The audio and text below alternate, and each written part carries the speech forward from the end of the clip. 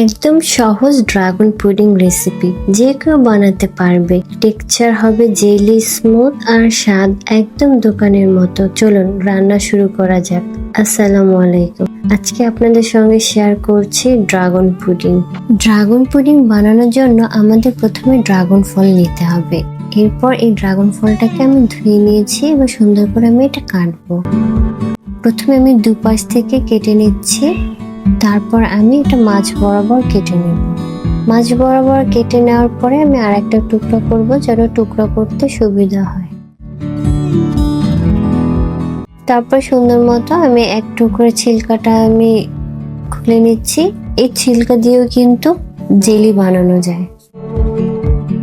এরপর আমি আমার মতো করে ড্রাগনটা টুকরো করে নিচ্ছি, যেন হাতে সুন্দর মতো ব্লেন্ড করা যায়, একটু দানা দানা ভাব রেখে। সুন্দর মতো করে ড্রাগনটা কেটে নিয়েছি। এখন এটা আমি একটা বাটিতে তুলে নিব। তারপরে এটাকে সুন্দর মতো একটা হ্যান্ড বিটার দিয়ে এটা একটু ব্লেন্ড করব, তবে একটু দানা দানা ভাব রাখতে হবে। দেখুন আমি এটা দিয়ে এখন এটাকে ব্লেন্ড করব। আস্তে আস্তে সুন্দর মতো করে চারপাশে ঘুরে ঘুরে ব্লেন্ড করতেছি, যেন এটা সুন্দর মতো চারপাশে ব্লেন্ড হয়। আর দেখুন কি সুন্দর একটু দানা দানা ভাব আছে। এরপর এইটাকে আমি একটা পাত্রে ঢেলে নিব, যেহেতু আমি এটা পান বানানোর জন্য, জমাট খাওয়ানোর জন্য ঢেলে দিয়ে আমি এটার মধ্যে একটু পানি দিয়ে দিচ্ছি। একটু হালকা করে পানি দিয়ে দিচ্ছি। এরপরে এর মধ্যে এটা আমি সুন্দরভাবে মিশিয়ে নিব পানির সাথে। এরপর এখানে আমি 1 কাপ চিনি দিয়ে দিতেছি। আপনারা যে পরিমাণ মিষ্টি খান সেই অনুযায়ী চিনি দিয়ে। তারপর আমি 1 চামচ আগার আগার পাউডার দিয়ে দিতেছি। এটা জমাট বাঁধতে সাহায্য করে। আবার ভালো করে মিশিয়ে নিতেছি। এরপর এটাকে আমি জাল দেব।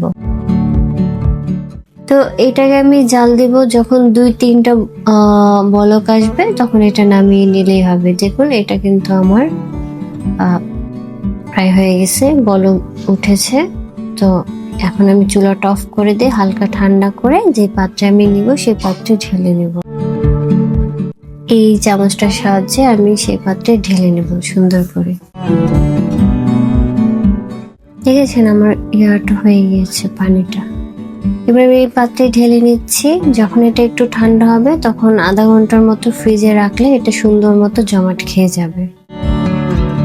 এবার অন্যদিকে আমি আবার একটু ড্রাগন কেটে নিচ্ছি উপরে লেয়ার দেওয়ার জন্য।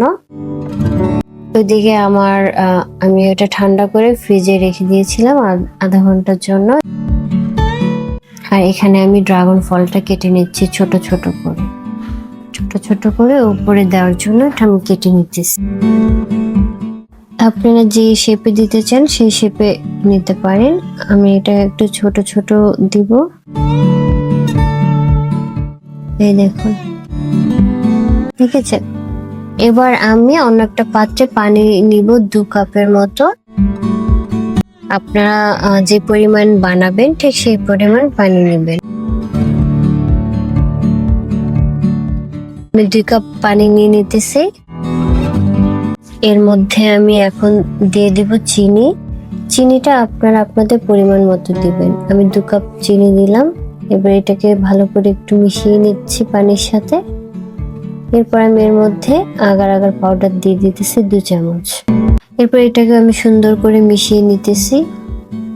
পানিটা যখন এরকম 1-2 বলক আসবে তখন এটাকে নামিয়ে নিতে হবে একটু ঠান্ডা করে।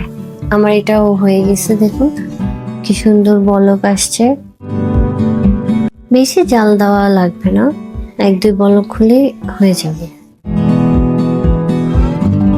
এখন চুলাটা অফ করে দিয়ে আমি এটা হালকা একটু ঠান্ডা করে সেই পুডিংটার উপর দিয়ে দিতেছি। সুন্দর মতো করে দিয়ে দিচ্ছি।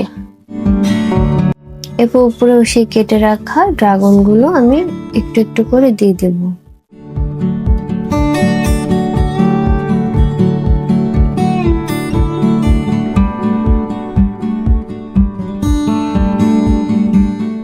এরপর আমি আবার সে পানিটা দিয়ে দিচ্ছি।